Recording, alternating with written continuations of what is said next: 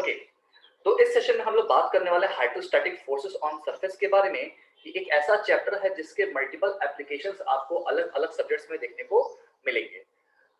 Concept इसके बहुत easy हैं, चैप्टर बहुत ही छोटा है और इसके जो न्यूमेरिकल्स आते हैं वो भी बहुत इजी आते हैं। तो कोशिश यही करिएगा कि वन गो में इसको अच्छे से याद कर लीजिएगा। भाई कोई दिक्कत आएगी, कमेंट सेक्शन खुले हुए हैं, आप उसको प्रॉपर्ली यूटिलाइज कर सकते हैं। कोई दिक्कत होने पर आप उनसे पूछ सकते हैं। तो सबसे पहले इस चैप्टर के नाम के बारे में बात करते हैं कि चैप्टर का नाम क्या है। चैप्टर का नाम है आपका हाइड्रोस्टैटिक फोर्सेस ऑन सरफेस। अब ये क्या बताता है? ये बताता है आपके वाटर के द्वारा या किसी भी लिक्विड के द्वारा सरफेस पे लगने वाले प्रेशर को, उसके वेरिएशन को, उसके एक्टिंग बॉडी को, उसके एक्टिंग पॉइंट को, इन सब के बारे में ये चैप्टर डील करता है। और वन बाय वन करके इन चैप्टर्स की जो भी डिटेल्स है हमको पढ़नी है। और इसकी शुरुआत हम लोग करेंगे सबसे पहले टोटल प्रेशर से। ठीक है, तो हम लोग का जो पहला टॉपिक होने वाला है उसको हम बोलते हैं टोटल प्रेशर।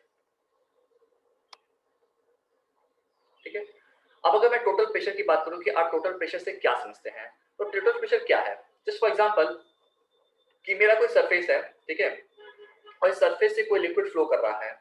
तो जब ये सरफेस उस लिक्विड के कांटेक्ट में आता है तो लिक्विड के द्वारा उस सरफेस पर परपेंडिकुलर फोर्स लगाए जाते हैं और ये परपेंडिकुलर फोर्स जो होता है उसी को हम क्या बोलते हैं? इसको हम टोटल स्ट्रेस कहते हैं। ठीक है, अब सरफेस आपका कर्व हो चाहे प्लेन हो उससे फर्क नहीं पड़ता है, लेकिन इस लिक्विड के द्वारा उस सरफेस के ऊपर लगातार प्रेशर डाला जाएगा, लगातार बल लगाया जाएगा और ये जो प्रेशर कहलाएगा इसी को हम क्या बोलेंगे? टोटल प्रेशर बोलेंगे। ठीक है, टोटल प्रेशर उस बॉडी के अंदर होने वाले चेंजेस के लिए रिस्पॉन्सिबल होता है। अगर हमारी बॉडी जो भी सरफेस है उसकी बॉडी अगर रिजिड नहीं है तो इज अ पॉसिबिलिटी कि इस प्रेशर के कारण उसकी जो बाउंड्रीज हैं वो डिफॉर्म हो जाए और जो स्ट्रक्चर है उसमें आपको वॉल्यूमेट्रिक स्ट्रेन देखने को मिले। तो टोटल प्रेशर क्या होता है? तो टोटल प्रेशर का मतलब होता है कि जब भी कोई सरफेस किसी लिक्विड के कांटेक्ट में आता है तो उस लिक्विड के द्वारा उस सरफेस पर हम लोग क्या लगाते हैं, मतलब कि लिक्विड क्या लगाता है? फोर्स लगाता है और इस फोर्स को हम क्या बोलते हैं? Total pressure. अब याद रखिएगा यहाँ पे टोटल प्रेशर क्या है? एक फोर्स है। और प्रेशर इंटेंसिटी क्या होती है? वो आपकी स्ट्रेस के फॉर्मूला की न्यूटन पर मीटर स्क्वायर में वो प्रेशर हो जाती है।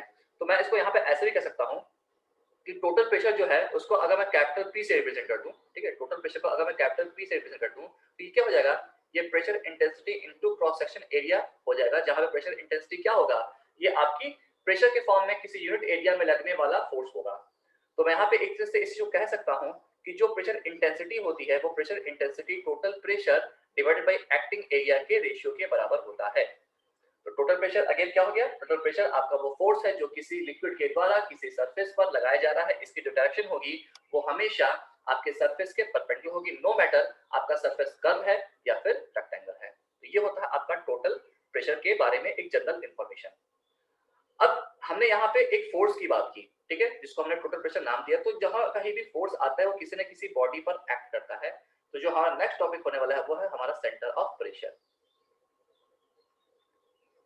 जैसे हमारी बॉडी का जो वेट होता है वो हमारे सेंटर ऑफ ग्रेविटी पे वर्क करता है, उसी तरह से जो टोटल प्रेशर होता है वो बॉडी में जिस पॉइंट या लिक्विड में जिस पॉइंट पर वर्क करता है उसको हम क्या बोलते हैं? सेंटर ऑफ प्रेशर कहते हैं। तो मैं सेंटर ऑफ प्रेशर को अगर एक सिंपल लैंग्वेज समझाऊं तो ये क्या है? ये हमारा acting point of total pressure. ठीक है, तो टोटल प्रेशर जिस पॉइंट पे एक्ट करता है उसको हम लोग क्या बोलते हैं? उसको हम लोग बोलते हैं सेंटर ऑफ प्रेशर। और सेंटर ऑफ प्रेशर को रिप्रेजेंट किया जाता है किससे? सेंटर ऑफ प्रेशर को हम रिप्रेजेंट करते हैं एच स्टार से। और इसको कैसे कैलकुलेट करना है अब इसी को वन बाय वन करके हम लोग को डिटेल में आगे पढ़ना है। तो हमारे तीन तरह की सबमर्जेंस होती हैं। जैसे मान लीजिए कि कोई भी सरफेस है, उस सरफेस को हम किसी लिक्विड में वर्टिकली भी डाल सकते हैं, हॉरिजॉन्टली भी डाल सकते हैं और इंक्लाइंड भी डाल सकते हैं। तो हम सरफेस को किस तरह से किसी लिक्विड में सबमर्ज कर रहे हैं उसी के बेसिस पे हम लोग के अलग अलग टॉपिक है और उसी तरह से उनके अलग अलग फॉर्मुलेस हैं।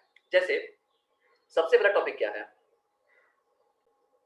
हम लोग का सबसे बड़ा टॉपिक है vertical plane surface submerge in a liquid. यानी कि मैंने क्या किया है, किसी लिक्विड में किसी सरफेस को वर्टिकली डाला है, उसके वर्टिकल प्लेन के अराउंड डाला है।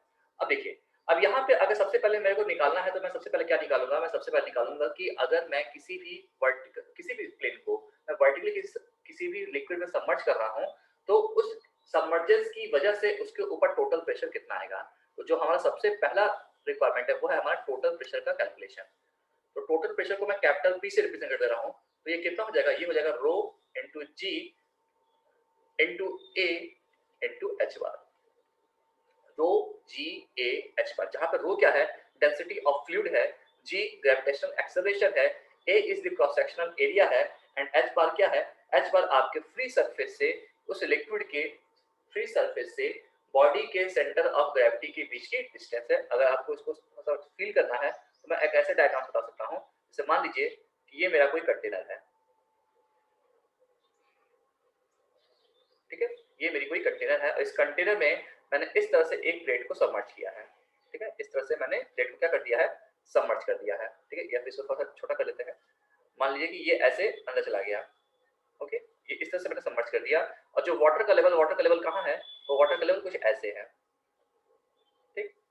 तो जब इस प्लेन को आप अंदर नीचे की तरफ सबमर्ज करते हो, मेरे समझ कर रहे हैं, आप इसको नीचे की तरफ सबमर्ज कर रहे हैं, जब नीचे की तरफ इसको सबमर्ज करेंगे तो फिर क्या होगा, नीचे आपका जब जाएगा तो कहीं ना कहीं इसका सेंटर ऑफ ग्रेविटी होगा, तो आपको पता है कि रेक्टेंगुलर प्लेट जो होता है उसकी सेंटर ऑफ ग्रेविटी क्या होती है, वो ठीक बीचों बीच होती है, तो यही जो डिस्टेंस हो गई है क्या हो गई, एच बार, क्यों, क्योंकि आपका जो मुक्त सतह है यहीं से वाटर लेवल स्टार्ट है, तो मुक्त सतह से किसी फ्री सरफेस से सेंटर ऑफ ग्रेविटी जी की जो पोजीशन होती है उसी को हम क्या बोलते हैं, एच बार बोलते हैं। तो सिंपली मैंने यहाँ पे आपको दिखा दिया, अभी वन बाय वन करके इसको डिराइव भी करेंगे, तो टेंशन मत लीजिएगा। तो ये हमारा क्या हो गया, ये हमारा हो गया टोटल प्रेशर के बारे में इंफॉर्मेशन, कि अगर मैं किसी भी सरफेस को वर्टिकली मैं किसी लिक्विड में अगर सबमर्ज कर रहा हूँ तो उसकी वजह से उसके ऊपर टोटल प्रेशर कितना आएगा, rho into ji into A into H बार आएगा।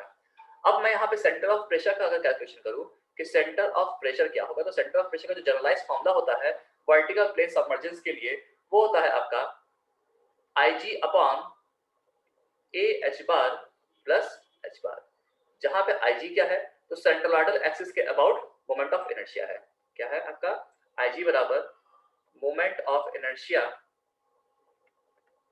About centroid axis, centroid axis.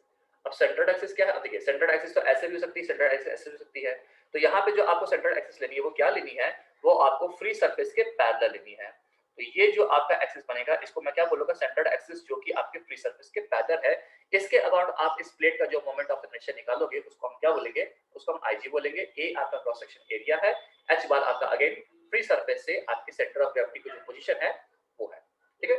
तो ये एक जनरल इंफॉर्मेशन हो गया। इस तरह से हम अलग अलग कंडीशन को क्रिएट करेंगे, जैसे कि एक बार सरफेस को रेक्टेंगल रखेंगे, एक बार ट्रायंगुलर रखेंगे, एक बार सर्कुलर रखेंगे, और फिर हम लोग फॉर्मूले को डिराइव करेंगे, ठीक है। चलिए करते हैं इसको।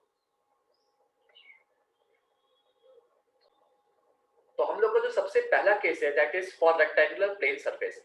मैंने क्या किया है कि ये एक लिक्विड है, इस लिक्विड में मैंने एक रेक्टेंगुलर प्लेन को सबमर्ज कर दिया है, और यहाँ पे फ्री सरफेस से जो सेंटर ऑफ ग्रेविटी जिसको मैं यहाँ पे जी से रिप्रेजेंट कर रहा हूँ, इसकी जो डेप्थ है वो क्या है, एच बार है, और यहाँ पे जो हमारा सेंटर ऑफ प्रेशर है वो पी है। जस्ट फॉर एग्जाम्पल मान लिया कि इस रेक्टेंगुलर प्लेट की जो विड्थ है वो बी है, और जो कंप्लीट डेप्थ है, जो कंप्लीट डेप्थ मान रहा हूं मैं इस प्लेट की, उसको मैं स्मॉल डी मान ले रहा हूं, ठीक है। और यहाँ पे फिर हम इसको कैलकुलेट करेंगे। तो सबसे पहले अगेन अगर मैं एक सेंटर ऑफ प्रेशर कैलकुलेशन करना चाहता हूं तो मैं सबसे पहले क्या करूंगा, मैं सबसे पहले उसका जनरल फॉर्म लिखूंगा which is IG upon A H bar plus H bar. अब इसी को ओपन करके हमको ढंग से सॉल्व करना है, तो चलिए सॉल्व करते हैं। सबसे पहले मैं एच स्टार के लिए मैं लिखता हूं IG की वैल्यू, और हमें पता है रेक्टेंगुलर प्लेन के लिए अगर मैं उसके सेंट्रोइड एक्सिस के अबाउट IG निकालता हूं, centre of moment of inertia निकालता हूं, तो ये क्या हो जाएगा, ये हो जाएगा B D cube upon 12 divided by area कितना होगा, B into D, H bar कितना होगा, तो वर्टिकल प्लेन है, सेंटर ऑफ ग्रेविटी ठीक बीचों बीच होगी, तो into D by two plus D by two, ठीक है।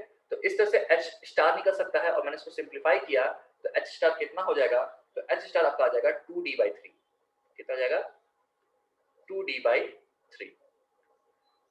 तो for rectangular plane surface H star की वैल्यू कितनी आ रही है, 2D/3 आ रही है। ये आपको डेरिवेशन करके आ गया, एग्जाम में डेरिवेशन नहीं आएगा, डायरेक्टली रिजल्ट आएगा, लेकिन कैसे डेराइव हुआ अगर आपको ये याद है और एग्जाम में आप भूल गए तो आप उसको आसानी से कैलकुलेट कर सकते हैं, काउंटर कर सकते हो, ठीक है। चलिए now come to the next case. अब जो हम लोग का सेकंड केस है that is for triangular plane surface. मान लीजिए कि हमारा कोई फ्री सरफेस है, फ्री सरफेस आपको किसी भी लिक्विड का है, और उसमें मैंने वर्टिकली क्या किया है, मैंने एक ट्रायंगुलर प्लेन को सबमर्ज कर दिया है। यहाँ पर मेरा सेंटर ऑफ ग्रेविटी है इस ट्रायंगुलर प्लेन का, आप देख रहे होंगे कि यहाँ पे फ्री सरफेस से इस ट्रायंगुलर प्लेन का बेस टच कर रहा है, ठीक है। तो यहाँ पे मैंने इसको बोल दिया ये मेरा एच बार है, ठीक है। और यहाँ पे इसको मैंने जी नाम दे दिया, और जो सेंटर ऑफ प्रेशर है उसको मैंने पी नाम दे दिया, और इसकी जो डेप्थ है उसको मैंने एच स्टार बोल दिया। ठीक, कंप्लीट जो डेप्थ है, इस डेप्थ को मैंने एच नाम दिया है, क्योंकि आपने पता है कि जब हम लोग आईजी निकालते थे ट्रायंगल केस में तो वहां एच का यूज करते, तो इसीलिए मैं उस कंफर्ट को मेंटेन रखने के लिए यहाँ पे एच यूज कर रहा हूँ। ठीक है, विड्थ ऑफ बेस क्या है, दैट इज बी। तो फिर से इसको सिंप्लीफाई करते हैं, आईजी बराबर क्या हो जाएगा, सॉरी हाँ डायरेक्टली लिखते चलिए, आईजी बराबर क्या हो जाएगा, आईजी होगा आपका बी एच क्यूब अपॉन 36। ठीक है, बी एच क्यूब अपॉन 36, और इसके हेल्प से जब मैंने एच स्टार को कैलकुलेट किया तो ये क्या हो जाएगा, I G upon A H bar plus H bar. ठीक है, ये हमारा जनरल फॉर्मूला है, मैंने फॉर्मूले में वैल्यूज को पुट कर दिया। आई जी की वैल्यू कितनी हो गई, P H cube upon 36 upon area कितना हो जाएगा 1/2 base into height into H कितना होगा, अब बेस से डिस्टेंस कितनी होती है सेंट्रल एक्सिस की, दैट इज h/3, तो इंटू h/3 प्लस h/3। ठीक है, आपको पता है कि किसी ट्रायंगुलर प्लेन के लिए बेस जो डिस्टेंस होती है वो h/3 होती है, और वर्टिस से कितनी होती है 2h/3 होती है। जब इसको मैंने सॉल्व किया तो ये वैल्यू आ रही है आपकी h/2। यानी जब ट्रायंगुलर प्लेन को आप किसी भी लिक्विड में सबमर्ज करते हो वर्टिकली, तो उसका जो सेंटर ऑफ प्रेशर होता है वो h/2 होता है। लेकिन मान लीजिए कि यहाँ पे बेस के बजाय वर्टिस इसका जो है, जो इसका एपेक्स है वो टच कर रहा होता, और centre of pressure h star होता, तो h स्टार की वैल्यू फिर कितनी आती, तब उस केस में जो h स्टार होता उसकी वैल्यू आती है आपकी 3h/4। इसको भी आपको याद रखना है कि मान लीजिए क्वेश्चन अगर इस तरह से आ जाएगा तो आपको 3h/4 पे टिक करना है, ना कि आपको h/2 पे।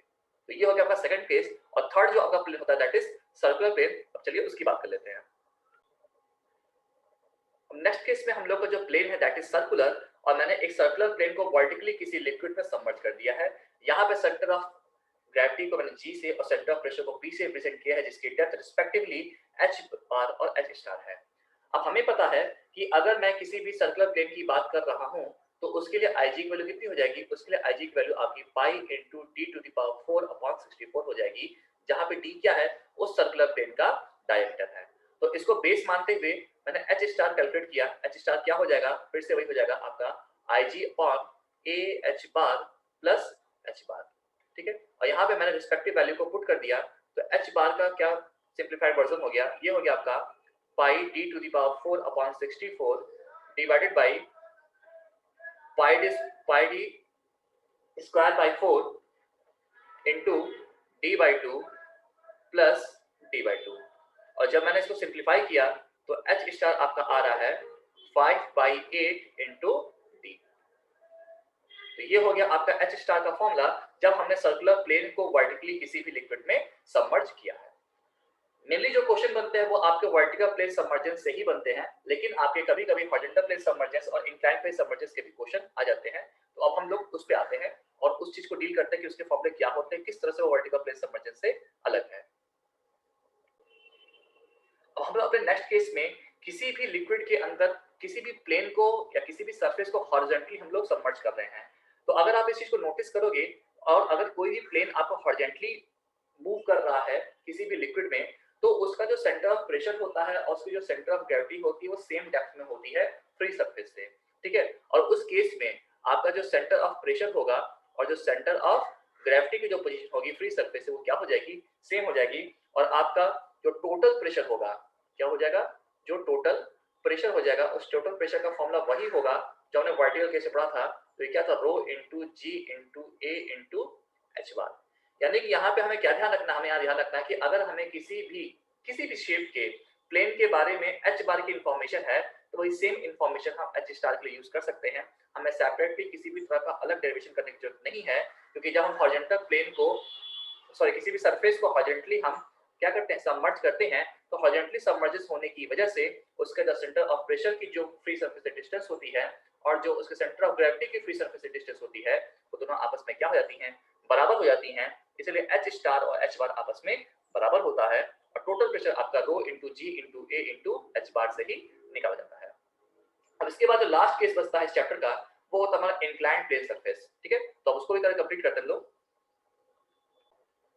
तो अब हम लोग का जो नेक्स्ट टॉपिक है वो है हमारा inclined plane surface submerges in a liquid. इसका मतलब क्या है, इसका मतलब ये है कि पहले हम लोग क्या कर रहे थे, फर्स्ट केस में हम लोगों ने किसी भी सरफेस को ऐसे नीचे गिराया था, यानी कि हम वर्टिकली डायरेक्शन में उसको, किसी बॉडी को हम लोग किसी लिक्विड में सबमर्ज कर देते हैं। सेकंड केस में हमने उसको इस तरह से किसी भी लिक्विड में सबमर्ज किया, बट अब की बार हम उसको क्या कर रहे हैं, हम इस तरह से उसको किसी भी लिक्विड में सबमर्ज करा रहे हैं। तो ये आपका क्या हो गया, वर्टिकल सबमर्जेंस, ये हो गया हॉरिजॉन्टल सबमर्जेंस, और ये हो गया आपका इंक्लाइंड सबमर्जेंस। और इसको बेसिस मानते हुए हमने यहाँ पे फॉर्मूला लिखा कि जो हमारा प्रेशर फोर्स होगा, ठीक है, जो हमारा टोटल प्रेशर होगा, टोटल प्रेशर, ठीक है, इस टोटल प्रेशर का फॉर्मूला वही होगा जो अभी तक हम लोग पढ़ते आए हैं, rho into ji into A into H बार।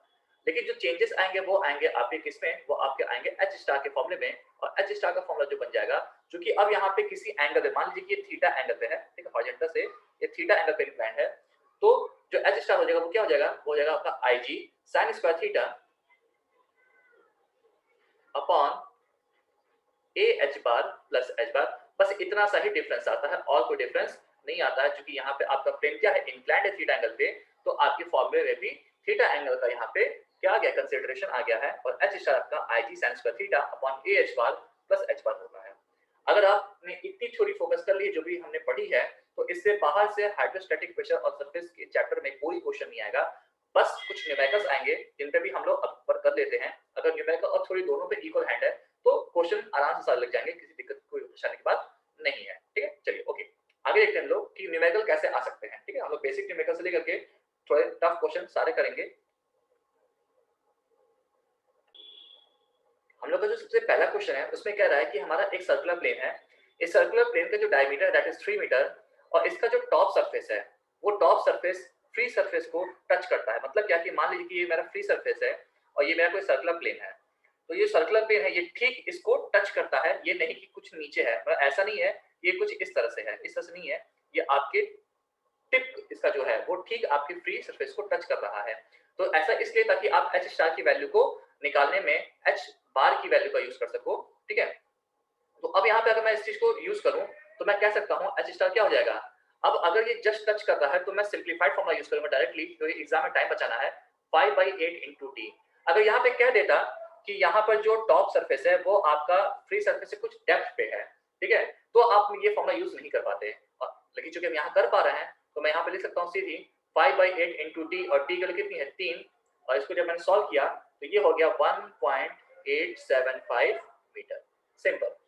याद रखिएगा जो भी हमने सिंप्लीफाइड वर्जन निकाले हैं वो हमने ये ध्यान रखते हुए निकाले हैं कि हर प्लेन का जो टॉप पॉइंट है वो आपके फ्री सरफेस को टच कर रहा है। अगर वो टच नहीं कर रहा होगा तो फिर क्या हो जाएगा, फिर आप ये फॉर्मूला यूज नहीं कर सकते। जैसे मान लीजिए कि ये सरफेस ऐसे, अगर ऐसे होता तो मैं ये फॉर्मूला यूज नहीं कर पाता, मुझे जनरल फॉर्मूला यूज करना पड़ता I G upon A H bar plus H bar. I hope कि आप ये बात समझ रहे होंगे, क्योंकि एग्जाम में आपको क्वेश्चन किस तरह से रिप्रेजेंट कर रहा है उसके हिसाब से सॉल्यूशन निकालना है, ठीक है। चलिए आगे बढ़ते हैं नेक्स्ट क्वेश्चन पे। अब यहाँ पे हम लोग का जो सेकंड क्वेश्चन है उसमें एक रेक्टेंगुलर प्लेट को यूज किया गया है जिसका डायमेंशन 2 × 3 मीटर है। तो 2 × 3 मीटर मतलब क्या हो गया कि जो इसकी विड्थ है वो 2 मीटर है और जो इसकी डेप्थ है वो 3 मीटर है, ठीक है। फिर क्या है, वर्टिकली सबमर्ज किया गया है इसको, एच स्टार बताइए क्या होगा। अब हमें ये नहीं पता है कि इसका जो टॉप पॉइंट है वो फ्री सरफेस को टच कर रहा है कि नहीं कर रहा है। तो अगर क्वेश्चन में दिया ना हो तो हम ये बाय डिफॉल्ट मान लेते हैं कि उसका जो टॉप पॉइंट है वो फ्री सरफेस को टच कर रहा है। इन दैट केस हम एच स्टार का सिंपल फॉर्मूला लगा सकते हैं, जो कि कितना हो जाएगा, जो कि हो जाएगा आपका 2D/3।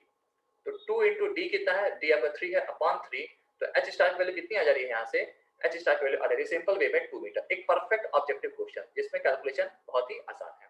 जस्ट फॉर एग्जांपल मान लीजिए कि इस क्वेश्चन में आपसे कह रहा था कि भाई प्रेशर फोर्स भी निकालो, तो प्रेशर फोर्स निकालने के लिए हम rho into ji into A into H bar use कर लेंगे, ठीक है। क्वेश्चन पूछा नहीं है लेकिन मैं आपको जस्ट एक एड ऑन के तौर पर ये बता दे रहा हूँ। डेंसिटी है, लिक्विड के बारे में इंफॉर्मेशन मुझे नहीं है, तो जब लिक्विड के बारे में इंफॉर्मेशन नहीं होती मैं या आप या कोई भी बाय डिफॉल्ट क्या मानता है, वाटर 1000 इंटू 9.81, एरिया क्या हो जाएगा 2 इंटू 3, और एच बार की वैल्यू कितनी हो जाएगी d/2, ठीक है। तो d/2 कितना हो जाएगा 3/2। तो यहाँ से आपका अगर पी को सॉल्व करेंगे तो वैल्यू आ जाएगी 88,290 न्यूटन, ठीक है। तो इस क्वेश्चन में आपको मैंने बता दिया कि किस तरह से अगर कोई क्वेश्चन आ रहा है तो उसमें अगर इंफॉर्मेशन ना दिया हो तो आप फ्री सरफेस के टच को मानते हुए एच स्टार कैलकुलेट करोगे, और अगर प्रेशर फोर्स पूछा हो तो आप उस प्रेशर फोर्स को भी कैसे कैलकुलेट करोगे, ठीक है। चलिए अब एक बार क्या करते हैं, अब इसी सेम क्वेश्चन के लिए मैं ऐसा करता हूँ कि इसको थोड़ा सा नीचे सरका देता हूँ, ठीक है। अब मैंने क्वेश्चन को थोड़ा सा मॉडिफाई कर दिया है। इस दौरान मैंने क्या कहा कि जो रेक्टेंगल प्लेट है ना, अब वो फ्री सरफेस को टच नहीं कर रहा है, बल्कि वो फ्री सरफेस से अब 2.5 मीटर की गहराई पर है। तो ये 2.5 मीटर नीचे होने की वजह से अब आप 2/3d वाला फॉर्मूला यूज नहीं कर सकते। और इस केस में अगर मेरे को एच स्टार निकालना है तो मैं एच स्टार कैसे निकालूंगा? तो वही सिंपल जो जनरलाइज फॉर्मूला है, IG upon A H bar plus H bar. अब यहाँ पे जो मैटर ऑफ फैक्ट है वो है कि एच बार की वैल्यू कितनी होगी। तो एच बार होता क्या है? Centre of gravity. मान लीजिए कि सेंटर ऑफ ग्रेविटी यहाँ है, सेंटर ऑफ ग्रेविटी की फ्री सरफेस से जो डेप्थ है उसको हम बोलते हैं एच बार। तो रेक्टेंगुलर सेक्शन के लिए जो एच बार होता है, सॉरी, जो रेक्टेंगुलर सेक्शन के लिए जो उसकी सेंटर ऑफ ग्रेविटी होती है उसके ठीक बीचों बीच होती है, ठीक है। तो मैं कह सकता हूँ कि ठीक बीचों बीच यानी कि d/2 पे होगा। और इसका जो टॉप पॉइंट है वो आपके फ्री सरफेस से कितना दूरी पे है? 2.5 मीटर। तो इसको मैं कुछ इस तरह से लिख सकता हूँ कि 2.5 प्लस d/2, d कितना है? 3/2। तो एच बार की वैल्यू कितनी हो जाएगी? ये हो जाएगी आपकी 2.5 प्लस 3/2 यानी कि 4 मीटर। तो यहाँ पे मैंने क्या किया क्वेश्चन में, मैंने क्वेश्चन में कह दिया कि इस बार जो हमारा रेक्टेंगुलर प्लेन है वो आपके सरफेस को ना टच करके बल्कि उससे 2.5 मीटर की गहराई पे है। अब मुझे एच बार मिल गया है, भाई किसी चीज की चिंता है नहीं, सब कुछ पता है। ये क्या हो जाएगा? BD/12। IG क्या हो जाएगा? BD/12 अपॉन ए कितना हो जाएगा? B into D into H bar कितना हो जाएगा? 4 प्लस 4। वैल्यू को पुट करिए, आंसर आपके पास। B कितना है? 2, D कितना है? 3 अपॉन 12 डिवाइड बाई B कितना है? 2, D कितना है? 3 इंटू 4 प्लस 4। और जब मैंने यहाँ से सॉल्व किया तो एच स्टार की वैल्यू कितनी निकल के आ रही है? ये आ जा रही है मेरी 4.187, 4.187 मीटर। सिंपल एज दिस, ठीक है। बस आपको कॉन्सेप्ट ध्यान रखना है और क्वेश्चन पे फोकस करना है कि क्वेश्चन में किस चीज के बारे में आपको इन्फॉर्मेशन दिया है और किस चीज के बारे में वो आपसे पूछ रहा है, ठीक है। अगर आपने क्वेश्चन को पूरा रीड किया है तो आप आधा क्वेश्चन तो तभी सॉल्व कर लेगा, ठीक है। उसके बाद पेन पेपर का यूज करिए, बिना क्वेश्चन को पूरा पढ़े कभी भी अप्रोच नहीं लगाना चाहिए। तो आई होप ये आपको समझ में आया होगा। भाई कोई दिक्कत होगी तो आप पूछ सकते हैं। इससे ज्यादा टफ क्वेश्चन ऑब्जेक्टिव में नहीं आएंगे। अगर आपने इन वैरायटी कवर किया हुआ है that is more than sufficient.